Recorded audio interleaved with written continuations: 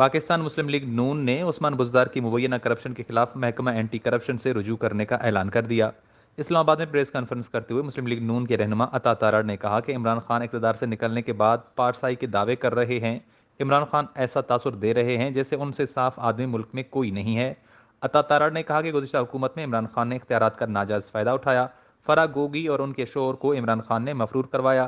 فرح گوگی نے بشرا be be کے ذریعے پنجاب پر حکومت کی۔ رہنما مسلم لیگ نون نے کہا کہ سال 2019 میں ایمنسٹی کے ذریعے بلیک منی کو وائٹ کروایا گیا۔ ایمنسٹی اسکیم فرح گوگی اور ان کے خاوند کے لیے تھی۔ ایمنسٹی اسکیم کے ذریعے فرح گوگی کی کرپشن چھپانی تھی۔ عطا تارڑ نے کہا کہ عثمان بزدار کے خلاف پنجاب اینٹی کرپشن میں آج درخواست دائر کریں گے۔ پنجاب میں ایک پوسٹنگ پر کروڑوں روپے کا ریٹ لگایا گیا۔ عثمان بزدار کا 4 ایکڑ کا ملتان میں اسپینش والا ہے جس کی مالیت 70 کروڑ روپے ہے۔ عثمان بزدار نے تونسا کے قریب 5 ارب روپے کی زمین لی۔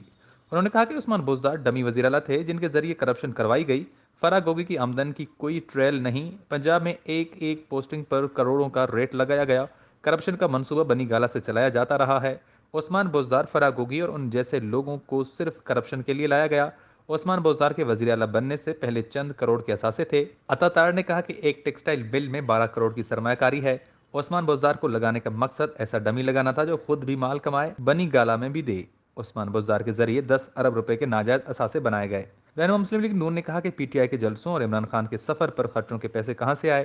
عثمان بزدار نے غریب عوام کے حق پر ڈاکہ ڈالا۔ بزدار نے ملک کے وسائل کو بے دردی سے لوٹا۔ عمران خان نے سہولت کار کا کام کیا۔ عطا تارڑ نے کہا کہ عثمان بزدار نے 10 ارب کے اثاثے کیسے بنائے؟ عثمان بزدار کے فرنٹ مین بھی ملک کو لوٹنے میں مصروف رہے۔ عمران خان کے دور میں کسان نے 10 گنا زیادہ قیمت پر کھاد خریدی۔ عثمان بزدار کو تمام کرپشن کا جواب دینا ہوگا۔